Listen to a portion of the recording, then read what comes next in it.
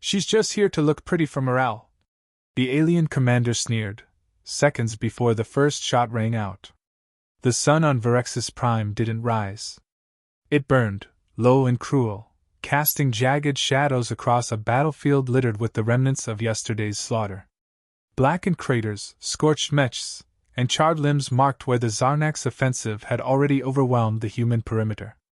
Now, the aliens stood outside the final bastion, Outpost R-17. Inside its crumbling remains, Lieutenant Marin Solis lay prone in the hollow of a shattered observatory dome. Her finger rested lightly on the trigger of a modified Viper 3 sniper rifle, its barrel extended and balanced on an old astrogation console. Her breath was steady. Her heartbeat unnaturally calm. Below, the Zarnax had paused for another broadcast, propaganda designed to demoralize. Their leader, Commander Threx Valgar, stepped into view, flanked by armored elites. His voice crackled through every speaker, mocking and magnetic. Resistance is but pageantry. And this, human female you worship? A hollow idol. She will be the first to fall. Marin didn't flinch. Her eye remained fixed through the scope, trained not on Threx, but on the structural weak point of a nearby signal tower. Her spotter crouched behind her, adjusting the range finder. 2 clicks east. Wind shift 7 knots westward, said Sergeant Kellen, his voice low. Marin's lips barely moved. Adjusting. Do you want to? He hesitated. Do you want to respond to that garbage? She exhaled. This is my response.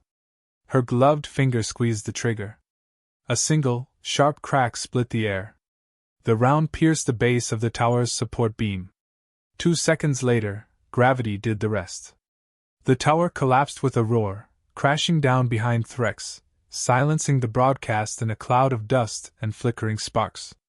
For the first time in days, the outpost was quiet. Nice, Kellen whispered. Broadcast interrupted. Marin adjusted her position, already scanning for her next target. Let them mock. It helps them stand still. The war for Verexis Prime was supposed to be over in 3 days. That was the Zarnax projection. That was the human intelligence estimate, too. And then came the women of Earth. Marin wasn't the first female sniper deployed against the Zarnax. She wasn't even the most decorated. But she was the one they kept trying, and failing, to kill. Her presence had become an unwanted thorn in the aliens' grand narrative, that Earth's softer combatants posed no real threat. It wasn't just sexism. It was arrogance built into their species. Zarnax physiology favored brute strength and facial tusks that symbolized command. Their society had no concept of female warriors. To them, Marin was a contradiction. An anomaly. A myth waiting to be corrected. New orders came through, Kellen said, glancing at his wrist console. High Command says hold the outpost at all costs. Marin snorted. Hold? Or be remembered for bleeding slower than the last team? Kellen offered a crooked smile. The usual. Be a legend or be a lesson. She slid her rifle back into position. I locked on a ridge where alien engineers were setting up artillery nodes. 1 shot, 1 node lost. But she waited. Timing mattered. Kellen watched her with admiration, not the foolish kind born of hero worship, but the cautious respect of someone who'd seen her take down a moving aircraft through dust, crosswind, and panic. You ever think they'll stop laughing? He asked. They'll stop when they run out of throats. The crosshairs settled on a Zarnax engineer's fuel pack. She held her breath. Crack. The explosion lit up the ridge. Screams followed. The artillery setup dissolved into chaos. Night crept in slowly on Verexis Prime, but Marin didn't relax. Her world had shrunk to scope and silence, crosswinds and coordinates. She hadn't slept in 39 hours. Didn't matter. Fatigue came second to precision. Hey, Kellen said softly, handing her a hydration capsule. You good? She took it without thanks. You're worried. I've been with you too long. I know the signs. Marin looked at him, her expression unreadable beneath dust-streaked goggles. They killed my sister here. she said at last. For years ago. Same soil. Same arrogance. She wasn't a sniper. She was just trying to get people out. They laughed when they found her. Kellen didn't respond. He didn't need to. This isn't war for them, Marin said. It's sport. I'm here to end the game. The silence that followed wasn't empty. It was heavy, coiled with unspoken promise. At midnight the Zarnax tried again. A fresh wave of soldiers crept forward under the guise of darkness. But their thermal shielding hadn't been updated. Marin tracked them easily. Each breath measured. Each shot precise. 1, 2, 3, 12. Their line broke before it reached the outpost fence. From somewhere in the command tent, Threx's voice thundered in frustrated rage.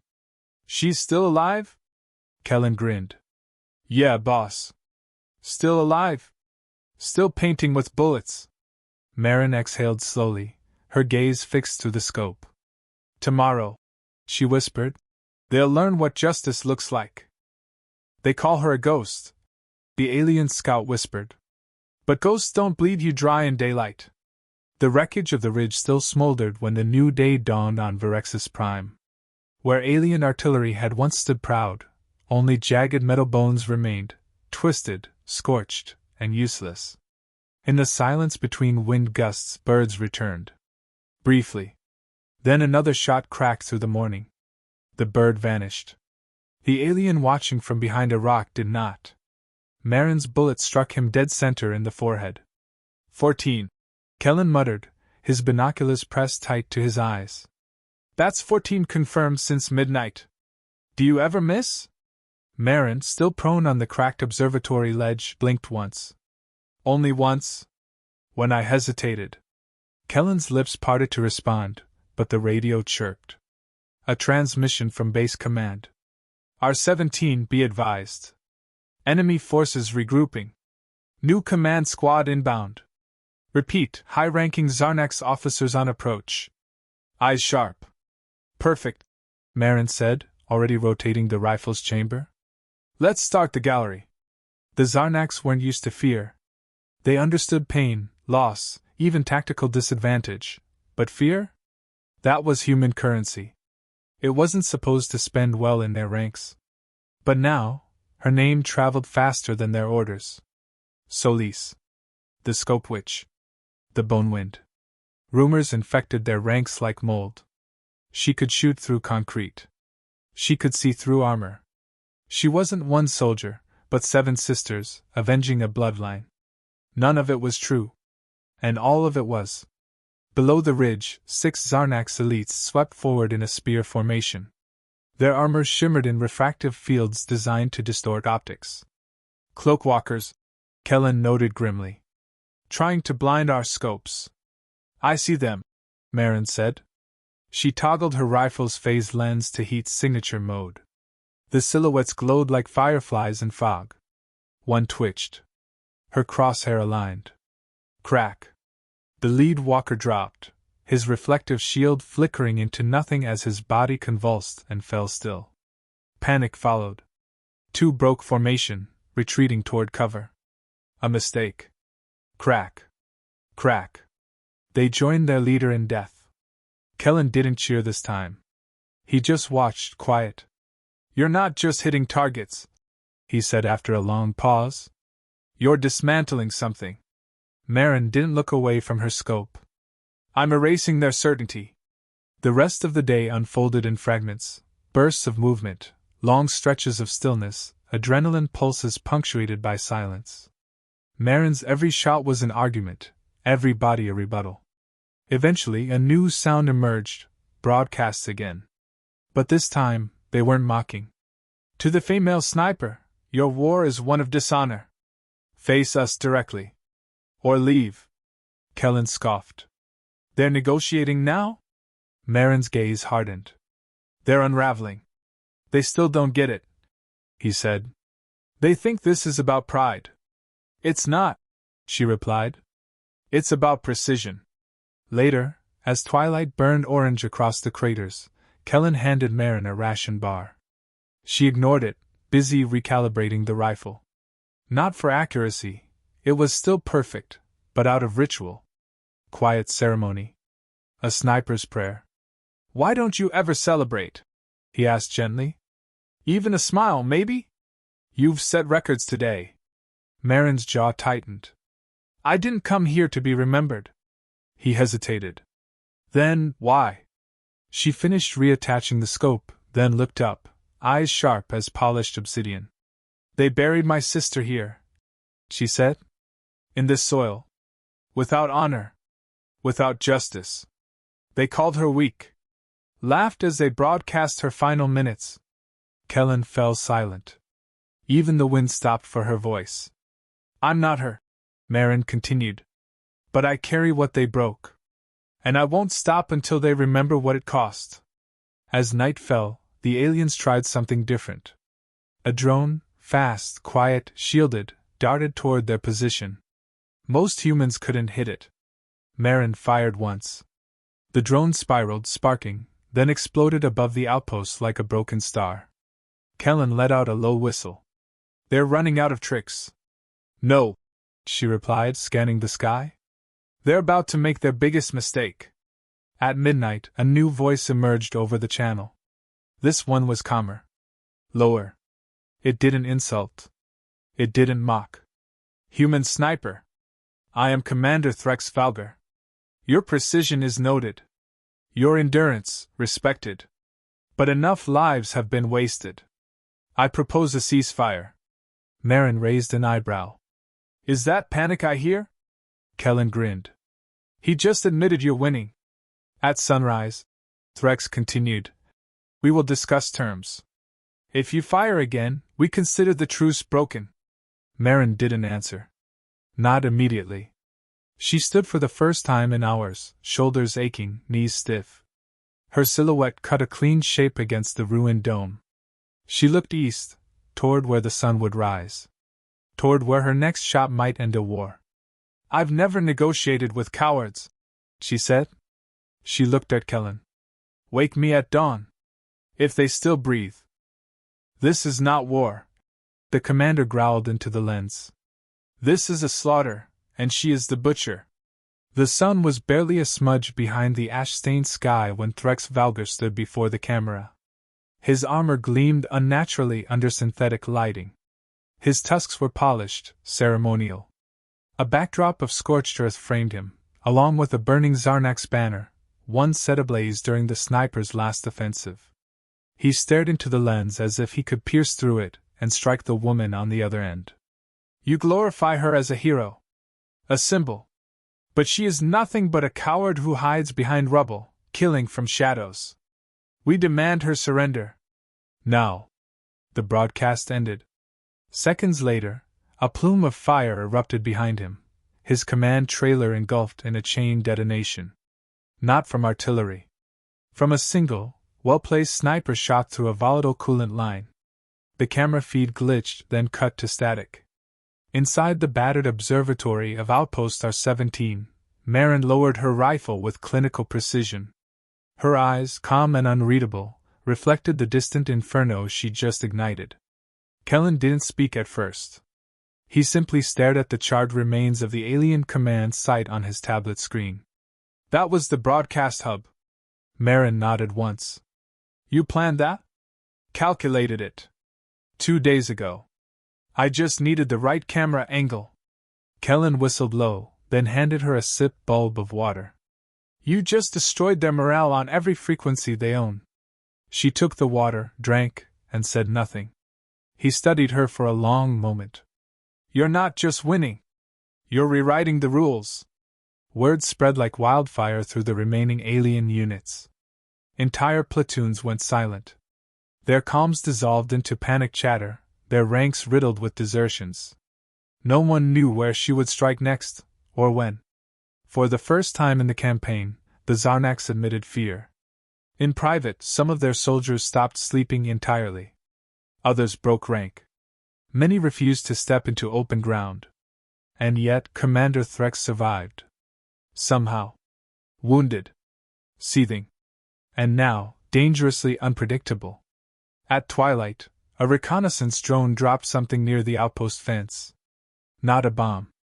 A package. Kellen retrieved it cautiously, scanning for traps. Inside was a small holodisk. He held it up, frowning. You want to see what our favorite war criminal has to say? Marin took it wordlessly and slotted it into her scope's visual interface. The disc played. A new broadcast began. Solis, Threx said, visibly burned but still snarling. You think this war is yours to end? You misunderstand what you've awakened. We've fought Empyreans. We've burned galaxies. We do not kneel to ghosts with rifles. Behind him, human prisoners were dragged into frame. Bound. Bloodied. One was barely conscious. Surrender. Now. Or their deaths become legend, too. The feed cut out. Silence stretched long and cold. Marin didn't move. Her face betrayed nothing. Kellen's jaw tightened. We can't let him do this. He won't, she replied. He doesn't understand what he just gave me. Kellen raised an eyebrow. He gave you hostages. No, she said, loading a new magazine into her rifle. He gave me coordinates. That night, Marin left the observatory. She moved like wind through the ruins, no sound, no trail. Kellen stayed behind to cover her approach through the recon feed. Her target wasn't far, a broken factory compound, once used for terraforming supplies. Now, a prison for propaganda. She reached it in 37 minutes. Inside the ruins, alien guards patrolled lazily, confident the sniper wouldn't risk coming this close. They were wrong. She breached the outer fence silently, dispatched 2 sentries with close-quarters strikes, and made her way toward the broadcast tower. Inside, she found what she'd expected, high-grade uplink equipment and a single technician. He didn't even have time to turn before she silenced him. Then she turned on the transmitter. Across every Zarnax channel, a new image appeared. Marin Solis, rifle slung, standing tall beneath their own banner. She didn't speak loudly. She didn't need to. You hunted my people. You mocked our dead. You paraded prisoners to bait ghosts you could not catch. She stepped aside. Behind her, the hostages stood free, shackles broken, fear replaced by disbelief. We do not negotiate through cowardice. We do not kneel. And we do not miss. Then she aimed her rifle straight at the camera. The feed ended. When Marin returned to the outpost, Kellen met her at the gates. Rumor says you hijacked their network. Rumors are fast, she replied, wiping soot from her gloves. There's more, he said, lowering his voice. Zarnax forces are retreating. Not tactically. They're abandoning forward lines. Some units are even requesting evacuation. Marin arched a brow. Good. They're scared of you, Marin. No, she said, gazing out over the burning horizon. They're scared of what we become when they mock us. Somewhere beyond the hills, Threx watched the outpost through a fractured lens. Blood crusted his shoulder. His men were scattered. His broadcasts had become jokes across war forums. And yet he couldn't stop watching the replay, her standing there, composed, righteous, undefeated. She's not human, he growled. She's a curse. He activated his final protocol, one last plan. Not for victory, but for vengeance. You want her? Kellen said. You better bring more than anger. She's already buried that. Dawn cracked over Virexis Prime like a blade through fog, thin, cold, merciless. The outpost's jagged silhouette looked emptier than usual, though every watch station remained manned. Marin stood atop the shattered observatory dome. Her rifle was dismantled beside her. She wasn't preparing for battle. She was waiting. Below, Kellen paced near the comm tower, checking uplinks. HQ says the Zarnax are collapsing. What's left of their forces are scattering. Marin didn't turn. Threx isn't done. He's not the type to surrender. Not out of pride, out of need. He has to win something. Or die trying. Then we give him either. Her eyes narrowed at the horizon. Far off, plumes of dust began rising. Kellen lifted his binoculars. That's not a retreat, That's a charge. Threx had activated his final protocol. An elite death unit, biomodified for rage response and pain nullification, stormed toward the outpost. 20 war-hardened beasts bred in vats and programmed with one directive: kill Solis. Threx followed behind them in a scorched command hauler, blood seeping from a shoulder wound hastily cauterized. His armor was dented, scorched, and stained, less uniform now, more warning sign. This wasn't a tactical maneuver. This was a vendetta. Base won't send help in time, Kellen reported. Too far. We're on our own. Marin opened her field case. Inside wasn't her usual sniper loadout, but something older. Sleeker. Sleek enough to be mistaken for antique, but anyone who knew Earth's special forces would recognize it instantly. The Whisper Lance. A suppressed rail rifle used in orbital drop assassinations. One-of-one prototype. Illegal in most star systems. Marin had retrieved it from her sister's abandoned locker 2 years ago. She had never used it. Until now. The first wave reached the perimeter. Automated defenses bought them seconds, maybe minutes. Marin didn't waste time. She moved with the precision of ritual, reassembling the Whisper Lance by touch. Kellen joined her on the ledge, carbine ready. You don't have to do this alone, he said. I'm not. She handed him the backup module, a secondary HUD visor. I need your eyes. You'll spot. I'll strike. Kellen nodded, strapping it on. One last show, huh? Marin gave the barest smile. Let's end the broadcasts properly. The death units moved fast, too fast for normal turrets. They dodged suppression fire, leaped over barricades, clawed through drone swarms. But they couldn't dodge the wind. Not when the wind whispered death from 2,000 meters out. Crack. One dropped mid-sprint, the impact folding its torso inward. Marin reloaded before it hit the ground. Crack. Another. This time, through its neural core. Instant. Kellen called distances, wind vectors, and thermals. He sounded almost calm, except for the edge in his voice that knew they might not walk away.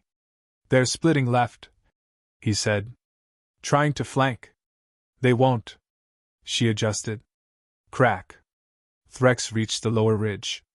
From there, he could see her, just a speck against the skyline, standing like judgment made flesh. He activated his personal jammer. Her scope blinked static. And for the first time, she blinked. She's blind! Threx howled. Advance! Now! Marin stepped back, unbothered. Visors down, Kellen warned. We're dark. I see enough. She crouched, switched to analog aim, and began pacing her breathing. 1 heartbeat. 2. 3. She pulled the trigger. The rail round shattered Threx's jammer mid-broadcast. Static cleared. The death units hesitated. That was all she needed. Crack. Crack. Crack. Each shot sang like final judgment. The Zarnax fell in arcs of blood and dust.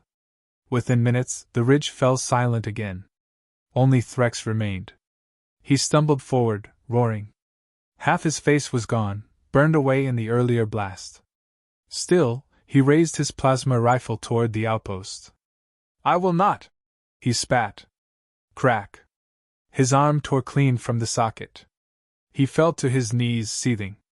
And Marin descended. Not with a rifle. With a blade. They met at the base of the outpost gate, the silence between them heavier than the war they'd waged. He looked up at her, snarling through cracked tusks. You're not a soldier. You're vengeance. No, she said. I'm the echo of every woman you called weak. And I'm the reason your kind will never mock us again. She pressed the blade to his chest. He laughed through blood. Then finish it. She looked him in the eye. That's not justice. That's mercy.